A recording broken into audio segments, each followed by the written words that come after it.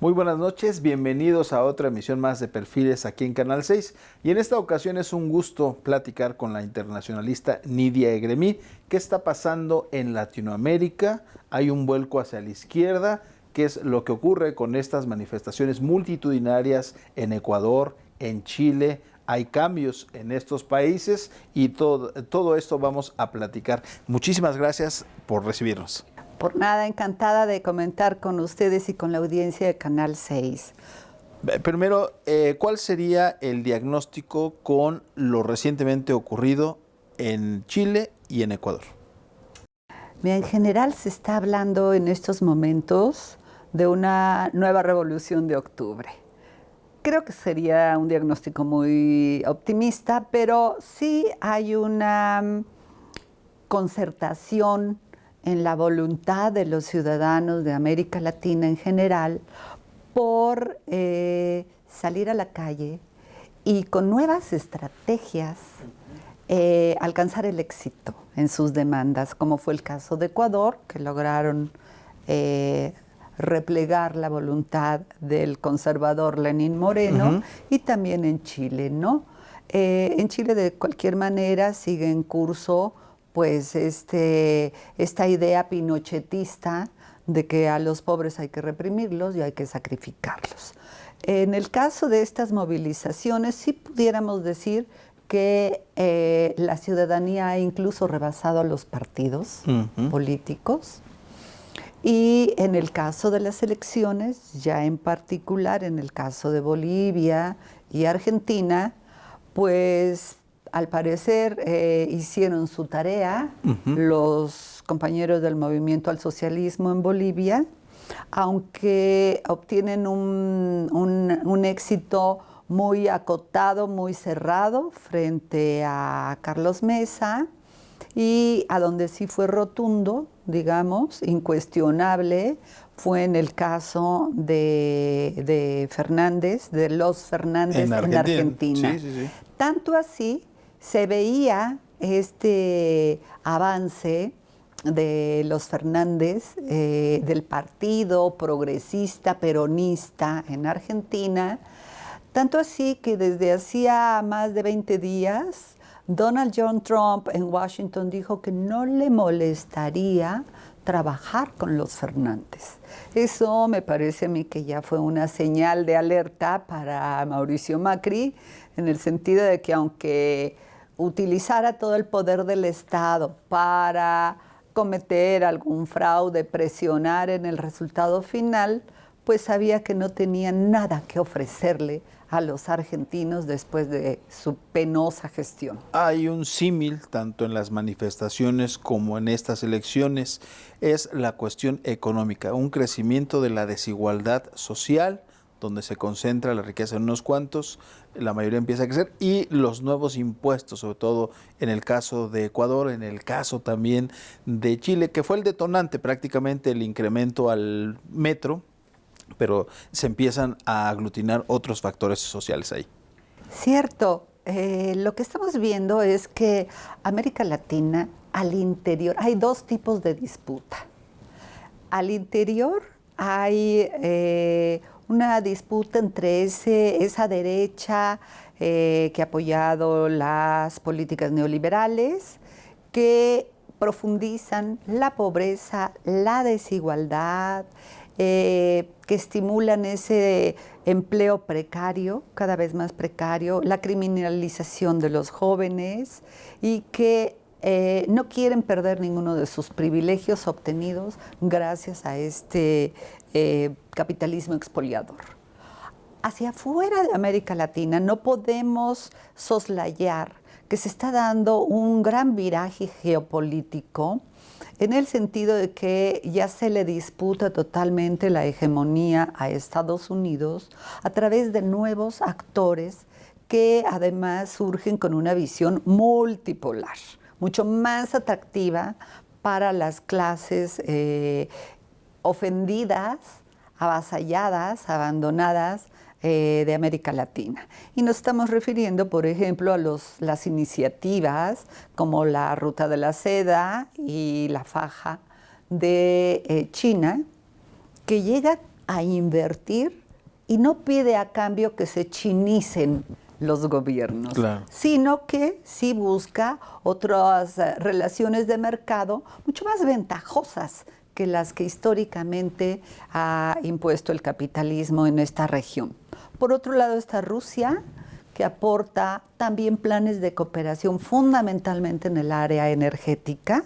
De ahí, por ejemplo, el fortalecimiento en Bolivia, en Venezuela, en Cuba, de esta relación.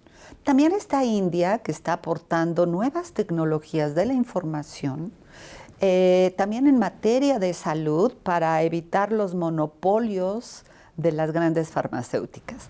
Entonces, si vemos a gran nivel esta visión macro, pues hay una disputa con el hegemón obsoleto, conservador, reaccionario, ¿no? Estas elecciones, estos movimientos de protesta se dan en medio de esa situación compleja, ¿no? Alejamos un poco nuestra mirada, claro, ¿sí? Y lo vemos toda esa disputa geopolítica, la acercamos y vemos esta pugna de las élites por sus privilegios con sus medios controlados, toda la información en estos países, y vemos también el hartazgo de las sociedades con estos nuevos impuestos, con estas tarifas al alza en servicios que no siempre son buenos. En el caso de Chile, por ejemplo, Chile ha sido para el neoliberalismo pues el mejor alumno, que presentaba unos resultados fabulosos en los últimos años, con un crecimiento hasta del 2.6% anual. Este año no va a ser mucho, pero claro que era uno de los más altos de toda la región. Nosotros estamos creciendo al 1.2, 1.7 y luego ajustamos nuestros valores a la baja, ¿no? Y ante ese crecimiento, ¿por qué la disparidad? ¿Y por qué la disparidad? Precisamente por las políticas, los compromisos que asumen los gobiernos, no solo Piñera, sino desde el pinochetismo, con los organismos financieros internacionales, Fondo Monetario Internacional, Banco Mundial, Banco Interamericano de Desarrollo, en el sentido de que hay que reducir el Estado, por lo tanto las burocracias, las inversiones en programas sociales, y dejar la puerta abierta a toda la iniciativa privada, extranjera o nacional, que por supuesto crea trabajo, pero con salarios muy precarios. Entonces tenemos a Chile, que tenía este gran crecimiento, un alumno aventajado del neoliberalismo, pero con una gran deuda, como en el caso de Ecuador. Sus deudas son ocultadas, silenciadas por los grandes medios para seguir explotando el mito de los éxitos neoliberales. Y sin embargo, esta sociedad cada vez se va viendo más precarizada. El pasaje, el costo, la tarifa del pasaje en el metro sube 30%. ¿Y quiénes toman el metro en Santiago de Chile? Que hay un error de un funcionario, precisamente del gabinete de Piñera, que le dice a la gente molesta, pues madruguen más para que utilicen el metro. Eso fue la gota que derramó el vaso, porque el Fondo Monetario les impone subir estas tarifas. Lo acepta el gobierno federal. Y en un ejemplo muy claro, Julio, como tú lo dices, demostrar ese clasismo que siempre ha predominado entre los conservadores, sin respetar el gran esfuerzo de las masas trabajadoras. Que por ahí, perdón por la interrupción, algún exfuncionario panista nos había recetado que con 6,000 pesos se claro. solucionaba todo, ¿no? Sí, claro. Algo similar. Exactamente, es esa arrogancia ofensiva, ¿no?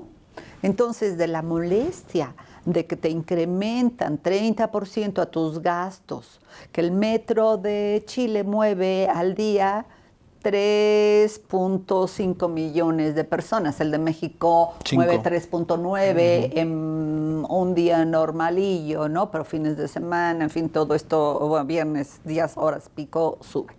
Entonces, desafortunadamente, tampoco Piñera midió el timing del momento en que debía de hacer el anuncio. Lo hace en hora pico y les dice, chicos, les cuesta 30% más, y se retira y entra este otro funcionario, me parece que era el de Economía o el de Transporte, pecaría yo, y dice, pues levántense más temprano porque vamos a tener una cuota preferencial para el horario muy de mañana, y entonces la aprovechan.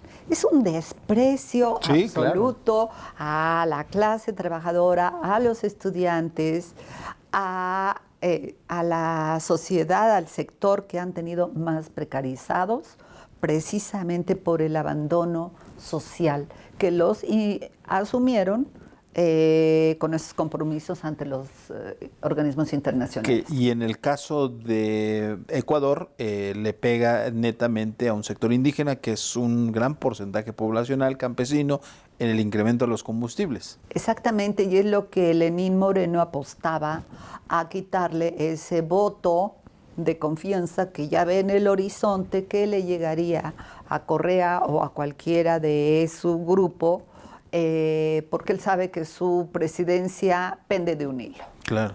Y más después de estas movilizaciones.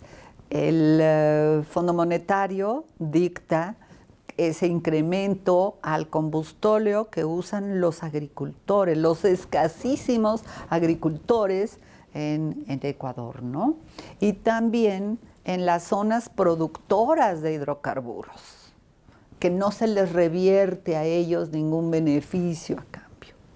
Entonces, otro ángulo de este análisis es que mientras más se empobrece la población, se amplía la brecha de desigualdad, las transnacionales agroindustriales, energéticas, mineras, farmacéuticas, son las que están reportando beneficios bombos, ¿no? Entonces, esto ya lo perciben los distintos sectores de la sociedad y dicen, ¿por qué a mí me castigas y no a los demás? Y eso no solo se ve en las movilizaciones, sino ya específicamente en el caso de Argentina y de Bolivia.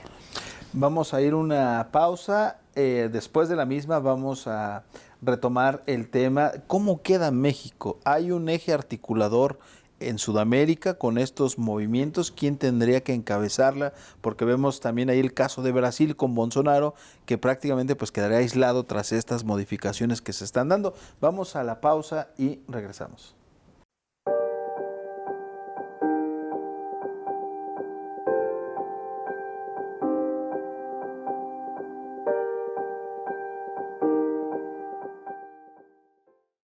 Ya regresamos. Estamos platicando en esta ocasión en Perfiles del 6 con la internacionalista Nidia Egremí.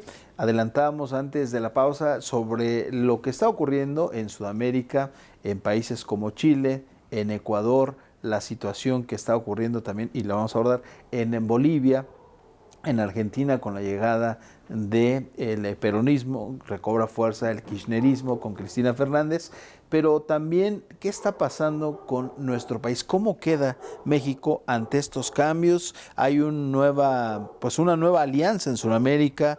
¿Qué pasa con México? ¿Cómo queda ante estos movimientos? Bueno, es importante intentar conocer cómo se está percibiendo en el gobierno de Andrés Manuel López Obrador esta nueva efervescencia, como decíamos, esta nueva revolución de octubre.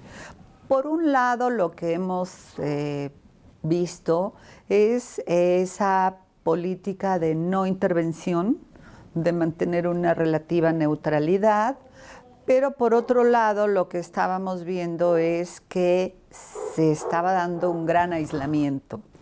Y esto es muy peligroso para lo que ha sido pues una de las políticas exteriores de la región más brillantes, más comprometidas. No podemos olvidar Contadora, no podemos olvidar aquel tratado de no proliferación de armas nucleares, y por otro lado pues el de ayuda, por supuesto, a Cuba, a Venezuela, el apoyo a la integración latinoamericana, ¿no?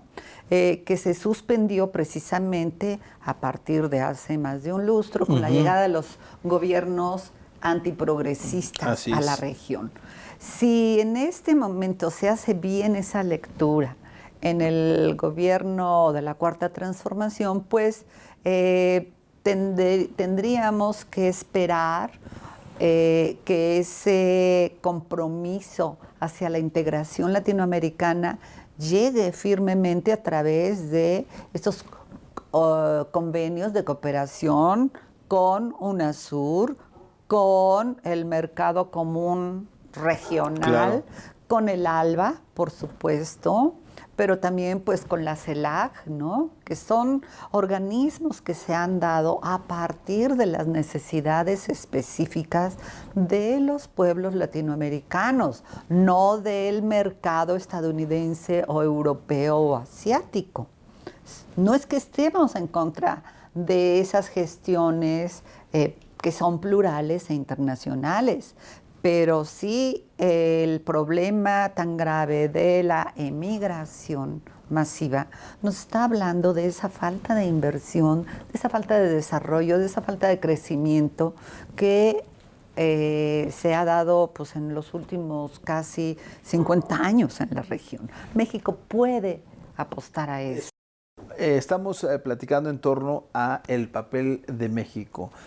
Dados los cambios de la geopolítica en Sudamérica, ¿qué papel tiene que jugar México? Es una oportunidad para emerger de nueva cuenta, ser un eje articulador en esta zona de Latinoamérica. ¿Qué pasa con nuestro país? Pues México está ante una gran oportunidad de volver a poner en práctica esa política exterior que le dio tanto prestigio a lo largo de más de 50, 60 años y que desafortunadamente en los gobiernos del PAN, del Partido de Acción Nacional, lo dejó, abandonó a América Latina y se centró en que la Secretaría de Relaciones Exteriores era simplemente una sucursal de alguna transnacional con una visión comercial. El comes y te vas, ¿no? Basta recordar. Exactamente. El pueblo mexicano sí tiene todavía esa gran vocación de solidaridad con una región de la que, pues, repito, no somos líderes, pero sí tenemos un prestigio. Y quienes sí en un momento lideraron el movimiento progresista en América Latina fue el Brasil de Lula da Silva, fue la Argentina de los Kirchner, por ejemplo, el Ecuador de Correa y por supuesto la Bolivia de Evo Morales, ¿no? Todo esto efectivamente concertado, el eje articulador era Cuba, ha sido Cuba y nadie le puede regatear ese logro, esa hazaña, porque es un país bloqueado hace más de 60 años, donde se le impide importar incluso medicina para atender el cáncer de los niños. Es un bloqueo genocida, con el mismo espíritu que varias décadas después le impone ahora a Venezuela, nuevamente Washington.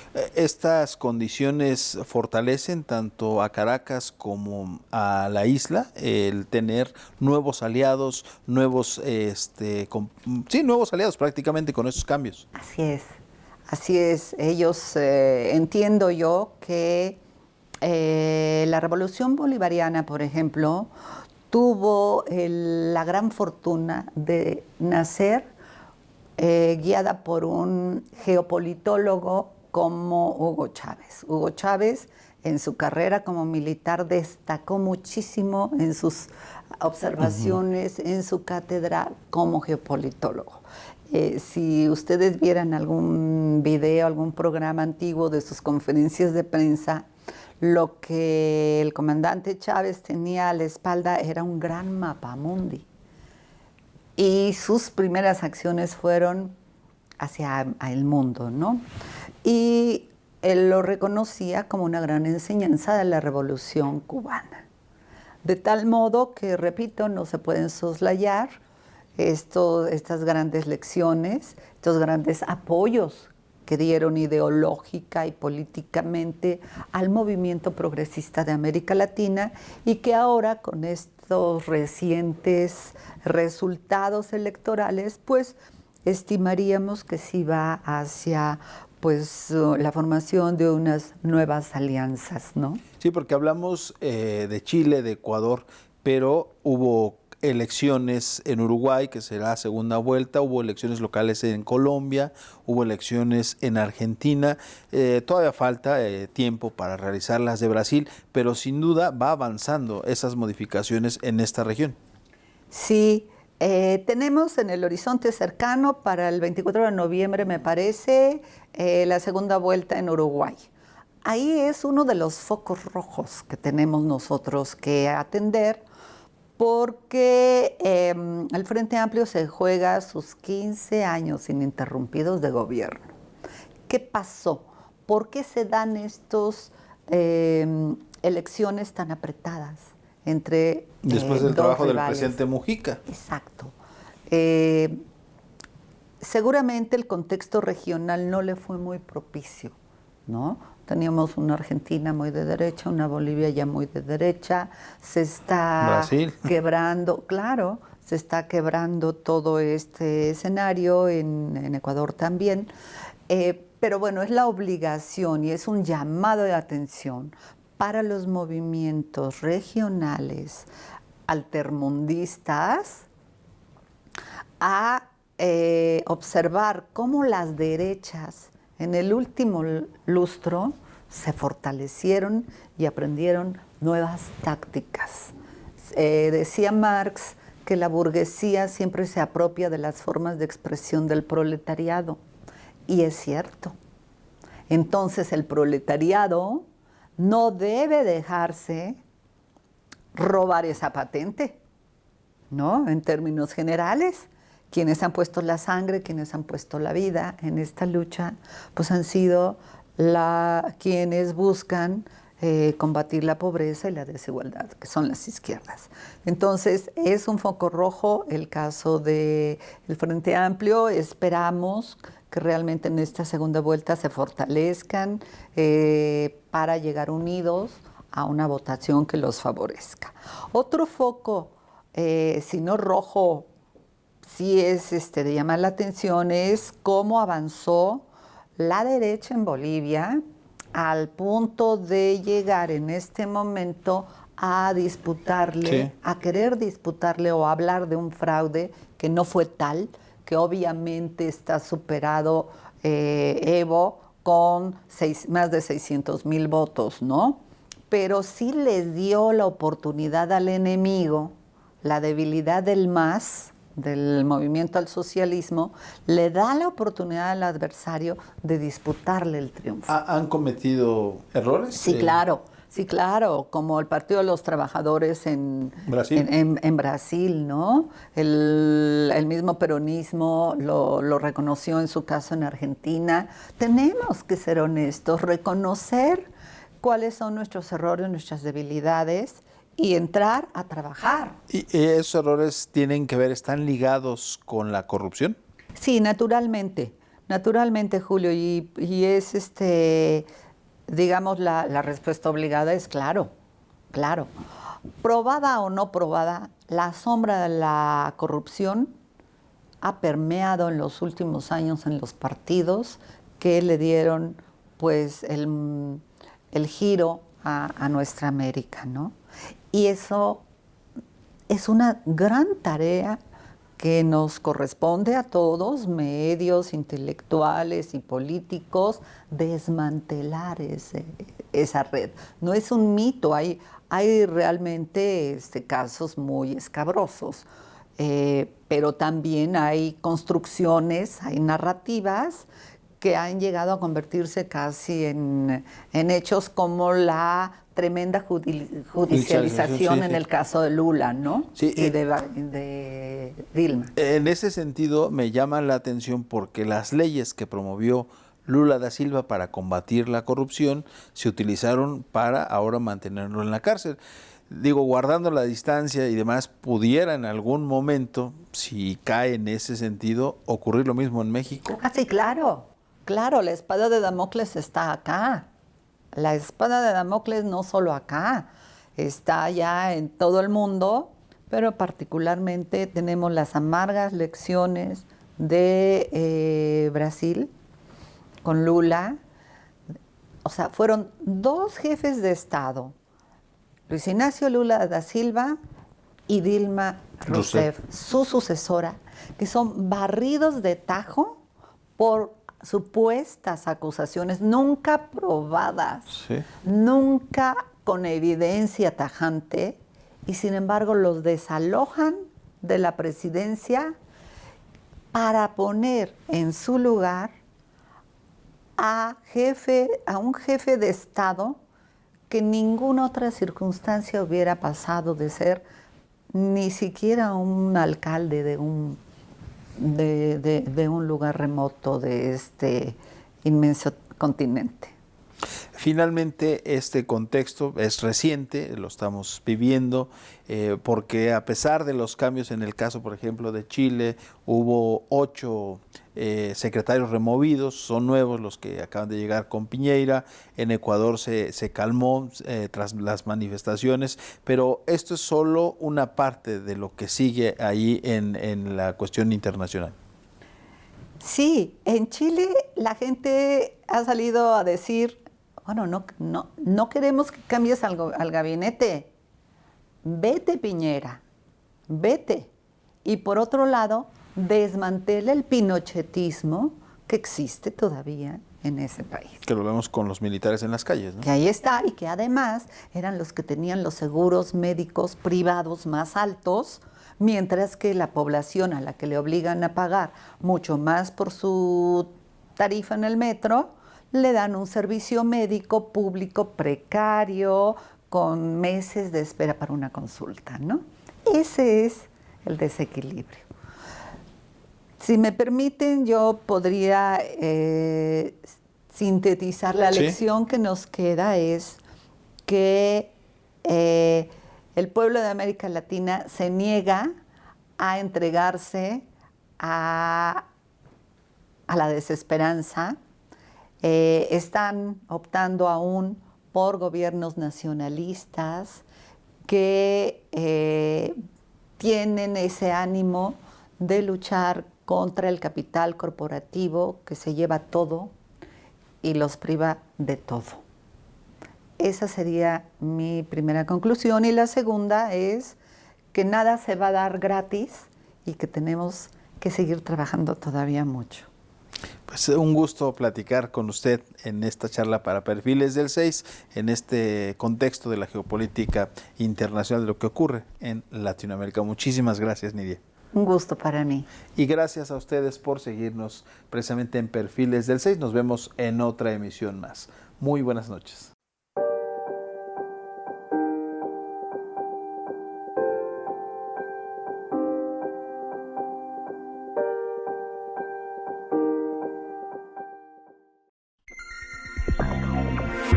Yeah.